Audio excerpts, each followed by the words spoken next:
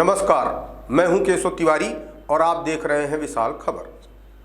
मध्य प्रदेश में 3 विधानसभा और 1 लोकसभा के चुनाव हो चुके हैं, जिनका 2 अक्टूबर को चुनाव परिणाम आ जाएगा। इसके बाद मध्य प्रदेश के मुखिया यानी मामा का मिजाज देखने लायक होगा। उपचुनाव के परिणाम भारतीय जनता पार्टी के पक्ष में आते हैं तो निश्चित तौर पर मामा लंबी पारी खेलने के लिए तैयार हो जाएंगे।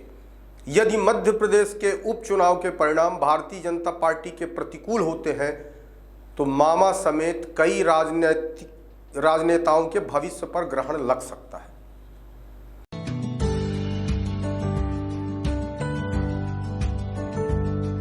भारतीय जनता पार्टी को विजयी बनाने के लिए निश्चित तौर पर भाजपा ने कांग्रेस की तुलना में कहीं ज्यादा मजबूत और कारगर प्रचार किया, लेकिन इस बढ़ती हुई महंगाई की मार से जनता मिमिया रही थी।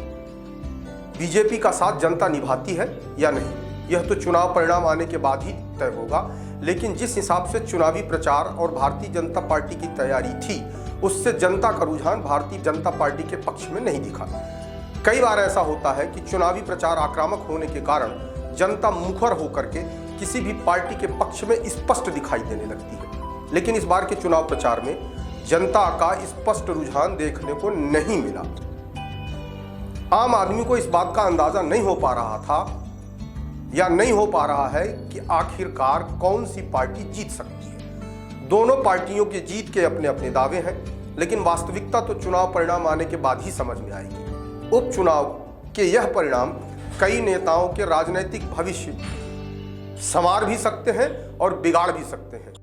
कई नेताओं ने अपनी पार्टी के पक्ष में जी जान से पूरी ताकत लगाकर प्रचार प्रसार किया। उसके बाद भी कुछ लोग यह कहते देखे गए कि इस बार जनता महंगाई की मार से कराह रही है, इसलिए बहुत संभावना है कि भारतीय जनता पार्टी के पक्ष में चुनाव नतीजे न जाएं। हालांकि कयास और संभावनाओं पर चुनाव परिणाम कदापि नहीं टिके होते, इसलिए अभी से यह कहना जल्दबाजी होगी कि कौन सी पार्टी जीत रही है और कौन सी हार रही है। लेकिन इसमें कोई दो मत नहीं है कि जिस भी पार्टी का प्रत्याशी हारेगा उसका राजनीतिक भविष्य निश्चित तौर पर अंधकारमय होगा। देखते रहिए विशाल खबर।